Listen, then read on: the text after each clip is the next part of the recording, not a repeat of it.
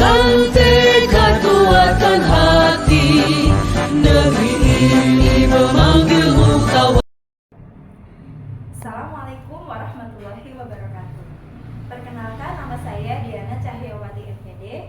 Saya calon guru penggerak angkatan 10 Kabupaten Bekasi, Jawa Barat. Pada kesempatan kali ini, saya akan melakukan wawancara dengan Bapak Kepala Sekolah SMA Negeri 2 Tambun Utara, yaitu Bapak Rohmat, SPD MPD.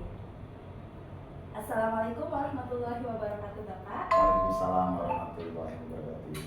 Ya, bagaimana kabarnya, Bapak? Alhamdulillah sehat. Ibu sendiri gimana kabarnya? Alhamdulillah, kabar saya juga sehat, Bapak. Alhamdulillah kalau gitu. Sebelumnya saya Ya. ucapkan banyak terima kasih, Bapak, Sama-sama. sudah meluangkan waktu untuk kegiatan wawancara sebagai tugas dari guru penggerak angkatan 10.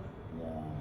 Baik, Bapak, pada kesempatan kali ini saya akan menyampaikan beberapa topik wawancara. Yang pertama yaitu bagaimana cara Bapak mengidentifikasi kasus-kasus yang merupakan dilema etika atau bujukan moral Bapak.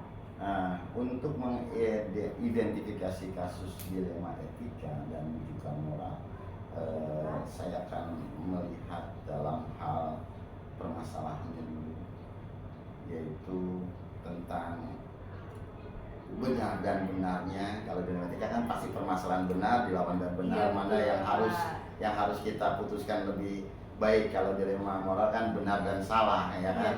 Nah, untuk mengidentifikasinya saya akan melihat permasalahan. Saya harus melihat situasinya dulu seperti apa. Ya. Nah, ini permasalahan ini sudah seperti apa, sejauh mana yang menjadi interest kita atau semacam semacam mempengaruhi dari lembaga kita sendiri. Maka kita harus identifikasi seperti itu. Kalau misalkan pengaruhnya memang sangat berat dan sebagainya, maka disitulah kita harus mencari jalan keluar dari dilema tersebut, gitu ya. Itu caranya. Gitu. Lanjutnya gimana, Ibu? Ya, baik. Selanjutnya. Oh iya, sebentar. Ya. Ini contohnya, Ibu, saya punya contoh ini mengenai dilema etika tadi ya.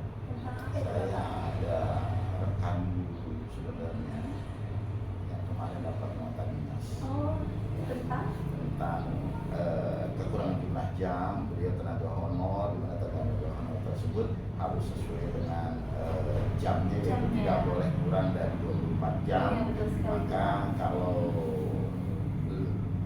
24 jam atau lebih maka bisa dibiayai oleh dana BOPD, dan SK-nya surat keputusan untuk itu pun bukan dari pihak kepala sekolah tapi langsung dari atasan saya langsung, yaitu dari pihak KCD atau dinas provinsi. Nah, dilemanya bahwa beliau itu, ini ada dua orang guru, yang guru A ya seorang perempuan dan guru B adalah seorang guru laki-laki. Kalau guru A tersebut kekurangan jam mata pelajaran yang diampu, maka dialihkan jamnya, bukan dialihkan, jadi ditambahkan jamnya ke sekolah lain ya. Sedangkan di sekolah yang dituju itu sudah ditetapkan oleh nota dinas. Tetapi beliau ini ternyata merasa bahwa di tempat yang lama atau di kami ini ada sudah merasa seperti kekeluargaan yang sangat erat. Merasa bahwa ini rumah pribadi, semacam rumah beliau, rumah di mana tempat mengadu dan sebagainya, dan tempat mengajar, dan sangat nyaman untuk bekerja di sini. Jadi beliau di mana waktu ditambahkan jamnya kan di sekolah di luar lembaga kami, maka beliau agak sedikit merasa bahwa kok berkurang nanti waktunya di sini, karena memang beliau benar-benar merasa bahwa inilah rumah gitu aja. Akan tetapi di guru B ya yang laki-laki tersebut ini mata pelajarannya sama dengan jumlah jam yang cukup. Ya, jadi dia nggak ada, jadi beliau itu tidak kena untuk menambahkan jam ke sekolah lain. Akan tetapi jadi permasalahan bahwa beliau ini yang laki-laki punya istri, sama-sama mengajar di tempat kami, gitu ya. Nah, gimana saya harus memilih tersebut? Dari kedua permasalahan ini, saya harus masuk ke dalam situasi perasaan mereka berdua. Oh iya. Nah, langkah-langkah saya seperti itu sebenarnya. Jadi situasi inilah yang saya akan menjadikan suatu pengambilan keputusan. Nah, inilah yang saya bisa identifikasi. Saya harus melihat permasalahannya apa, situasi seperti itu, sehingga saya bisa mengidentifikasi permasalahan tentang dua rekan guru. Saya yakin ini adalah masalahnya mengenai dilema tadi disebut dilema apa, etika dan dilema moral seperti ini. Nah, ini contohnya salah satunya gitu ya, itu Ya Bapak, dilanjut. sangat spesifik ya Pak ya. Iya. Kemudian untuk yang kedua yaitu selama ini bagaimana Bapak menjalankan pengambilan keputusan di sekolah Bapak, terutama untuk kasus-kasus di mana ada dua kepentingan yang sama-sama benar atau sama-sama mengandung nilai kebajikan Bapak. Nah, ini tadi saya harus masuk ke situasinya ini dulu, Bu. Situasinya, situasi tentang permasalahan ini. Setelah saya masuk ke situasi ini, saya tahu nih situasinya seperti apa sih. Ya, ada dua permasalahan ini, ya, di mana kedua permasalahan ini sama-sama benar, dan saya harus mengambil satu keputusan. Nggak boleh dari antara dua yang benar dua-duanya saya ambil, nggak bisa. Iya. Harus salah satu, mana nih yang lebih urgent menurut saya, maka saya harus mengidentifikasi tadi. Terus saya harus masuk ke dalam situasi ini, ya kan, dimana perasaan saya juga pasti masuk ikut-ikutan. Saya yakin perasaan saya juga ikut ke permasalahan A dan permasalahan B yang dua-duanya benar, sehingga saya harus melihat spesifikasi lagi tentang cara saya untuk mengambil keputusan di permasalahan A dan cara saya harus mengambil cara B. Saya harus spesifik permasalahan apa, mana yang beratnya, mana yang bisa diselesaikan cepat, ya. Iya. Maka dari itu, dari dua ini akan saya pilih akhirnya. Nah, mana yang memang harus saya ambil satu keputusan. Karena itu saya harus dapat mengidentifikasi. Saya bertanya ke rekan-rekan, bertanya ke yang lain sambil saya melihat literasi dan literatur atau permasalahan yang pernah terjadi sebelumnya. Gimana caranya menyelesaikan masalah ini, gitu. Dengan mudah-mudahan keputusan yang diambil karena kita sudah mencari sumber-sumber sebagai pemecahan masalah yang baik, ya, mudah-mudahan akan menjadi solusi yang terbaik, gitu aja. Ya, Bu, ya. Sekali ya Bapak ya. Jadi mengandung nilai kebajikan ya Pak ya. Kebaikannya, iya, gitu, untuk kita bersama. Iya. Baik Bapak, terima kasih. Terus untuk nomor 3 itu langkah-langkah atau prosedur seperti apa yang bisa Bapak lakukan selama ini? Saya terus terang ada permasalahan ini, misalkan di permasalahan dua rekan guru tadi. Iya. Saya kan panggil dulu. Pertama saya pelajari nota dinas dulu. Panggil dulu ya Pak ya. Pertama saya pelajari nota dinas dulu, ya. Pembelajaran tadi. Karena nota dinasnya, tadi kan permasalahannya mengenai dua rekan guru. Iya. Saya akan pelajari nota dinas. Oh, ternyata ada dua rekan guru di sini yang dapat permasalahan di mana saya juga harus mengambil keputusan di antara dua rekan guru ini, gitu kan. Iya. Setelah saya mempelajari nota dinas, baru saya panggil rekan guru. Ini ada nota dinas seperti ini, gimana menurut Bapak Ibu? Saya pun manggil ke guru berikutnya, gimana menurut Bapak Ibu? Dan saya akan panggil terpisah. 4 mata ya Pak ya. 4 mata dulu. Saya ingin menggali dari sisi dalamnya beliau, dari sisi psikologi beliau, dari sisi kepentingan beliau yang sebenarnya, dari sisi humannya, kemanusiaannya, gitu, dari kita. Kita akan berbicara secara teman lah di antara saya dengan beliau. Terus langkah berikutnya saya harus mengidentifikasinya adalah mengenai sumber-sumber apa yang perlu saya jadikan literasi, ya kan, tentang permasalahan ini. Maka saya mungkin mencari narasumber untuk ilmu atau permasalahannya dari luar. Saya harus bertanya kepada senior saya dan sebagainya, sebagai masukan-masukan atau sumber-sumber literasi yang lain, atau saya punya sumber buku dan sebagainya tentang permasalahan ini. Tidak menutup kemungkinan itu terjadi, gitu kan, atau tayangan-tayangan lain atau dari rekan-rekan. Saya akan tanya, nah itu permasalahan situasinya yang terjadi bagaimana. Nah, dari semua keseluruhan itu, insya Allah setelah terkumpul data semua lengkap, fakta-fakta lengkap, baru disitulah bisa kita mengambil suatu keputusan. Nah, saya seperti tadi, saya mempelajari nota dinas, saya panggil orangnya, gitu kan, saya bicara, terus saya baru mencari sumber-sumber lain untuk permasalahan ini biar ada solusi yang baik gitu kan, supaya itu baru ambil keputusan. Ya, betul sekali Bapak. Kemudian hal-hal apa yang selama ini Bapak anggap efektif dalam pengambilan keputusan pada kasus-kasus dilema etika Bapak? Berbicara empat mata enaknya. Pertama itu kita panggil rekannya, kita berbicara empat mata terkait permasalahan-permasalahan yang tadi ya. Saya contoh permasalahan yang tadi, ya, yang dilema kasus tersebut kita pelajari, ya, pelajari permasalahan ini apa, solusinya insya Allah apa, kita pecahkan satu gitu. Jadi kelihatanlah, oh ini permasalahan yang sebenarnya. Kepada permasalahan satu pun benar juga kita lihat, oh permasalahan ini yang sebenarnya. Jadi sehingga kita melihat mana yang prioritas utama yang kita harus putuskan, ketahuan di situ, ya, dari dua permasalahan yang sama-sama benar, tapi di situ pasti ada atau ketemu dari suatu permasalahan yang memang menjadi skala prioritas kita yang perlu diselesaikan lebih cepat dan putusan yang akan kita ambil. Betul sekali Bapak. Baik, untuk selanjutnya, hal-hal apa saja yang selama ini merupakan tantangan dalam pengambilan keputusan pada kasus-kasus dilema etika? Nah, seperti tadi rekan guru ini kan sulit Bu, ini udah rekan kita di dalam, iya kan? Kita akan memilih salah satu, ya kan? Tapi untuk kebaikan mereka berdua, ya kan? Kalau mereka semua kita pertahankan di sini pun memang nggak bisa, gitu kan? Tapi harus ada pilihan salah satu, tapi yang terbaik ya akan saya ambil.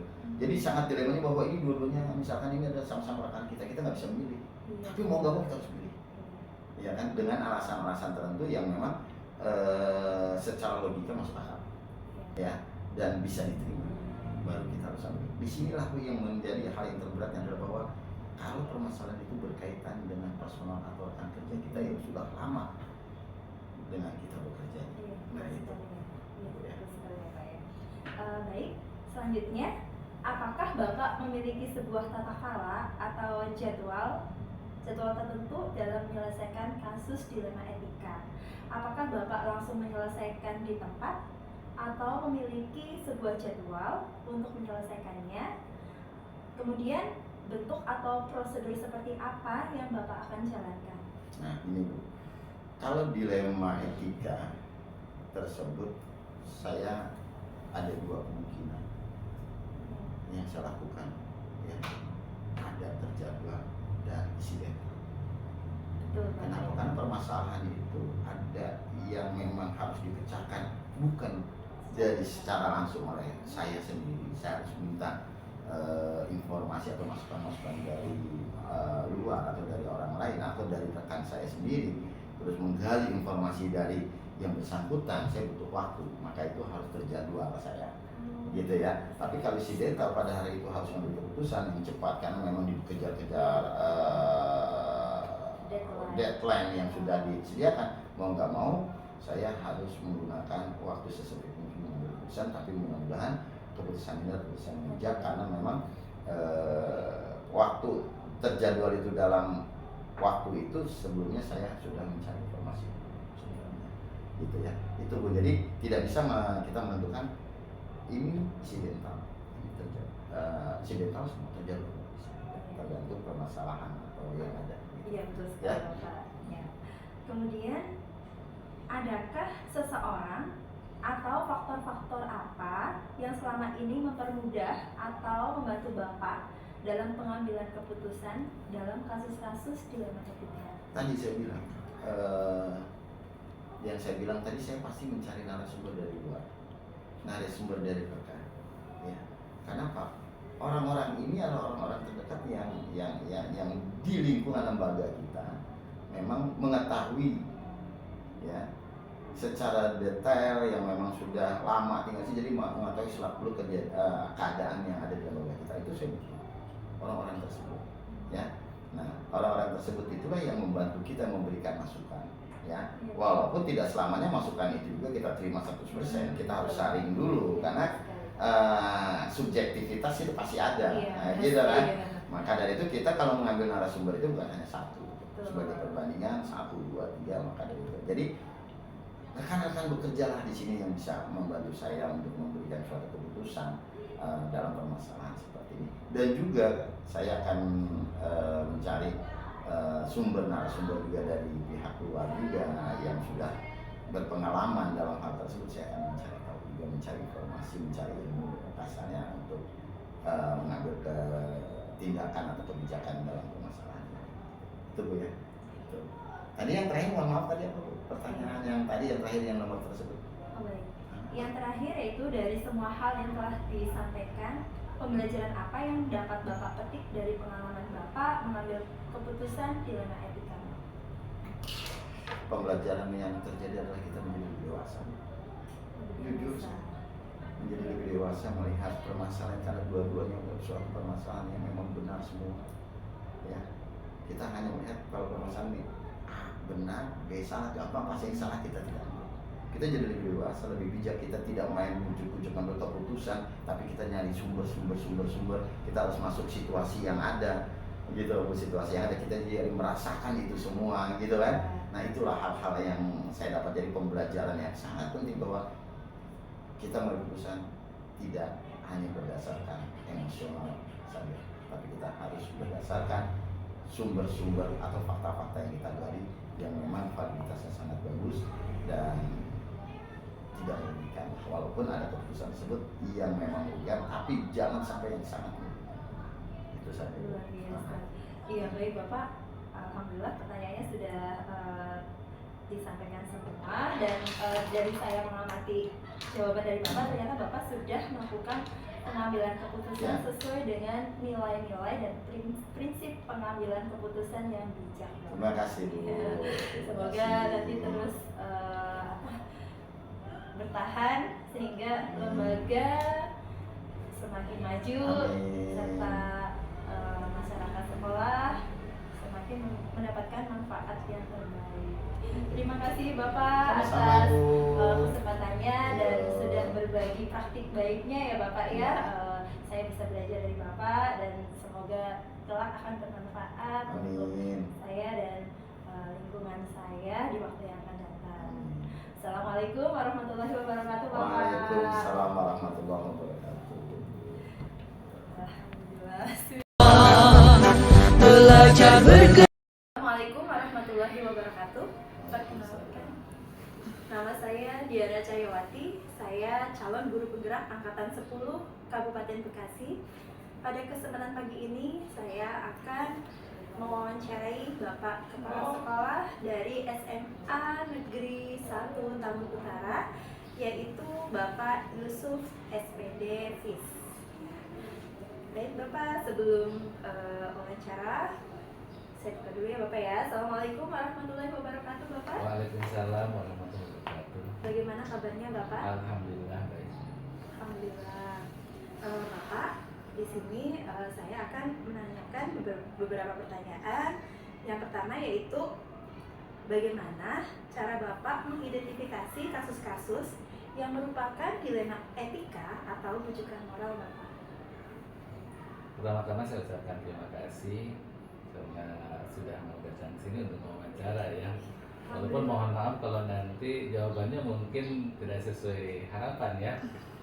Tapi ya mudah-mudahan ya ini sesuai pengalaman saya ya. Baik Bapak.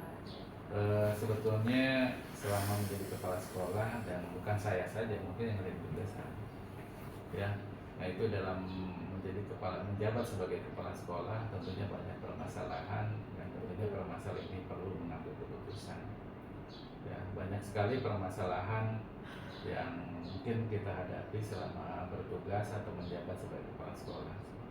Contohnya saya ya, dalam waktu dekat kemarin kan sudah dihadapkan pada permasalahan bahwa ada sebagian masyarakat yang ingin memasukkan anaknya di sekolah ini ya, tapi ternyata karena daya tampung yang terbatas sehingga tidak terakomodir.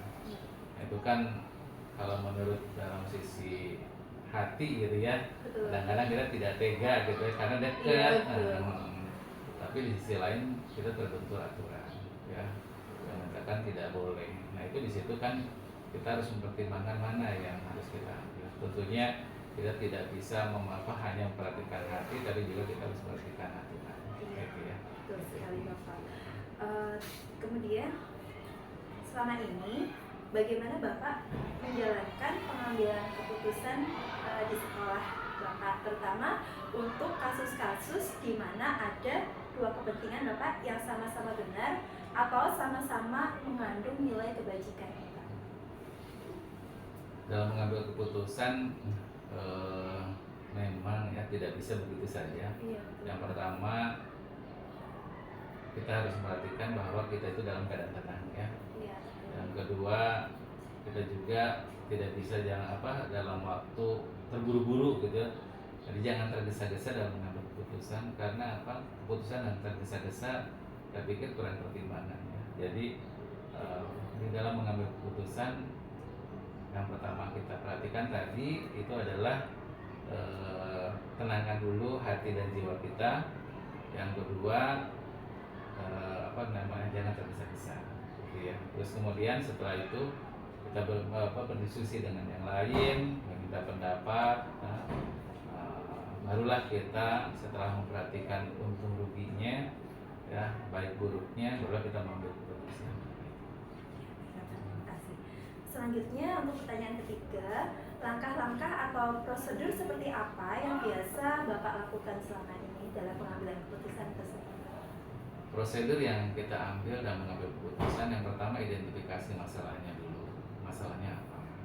Setelah itu ya perlu kita berdiskusi dengan pihak lain, tentunya mungkin rekan sejawat ya, atau mungkin staf ya. Kita berdiskusi, ini loh kita ada permasalahan ini, bagaimana pendapat mereka tentang masalah itu. Nah, terus kemudian setelah kita berdiskusi, barulah kita mempertimbangkan.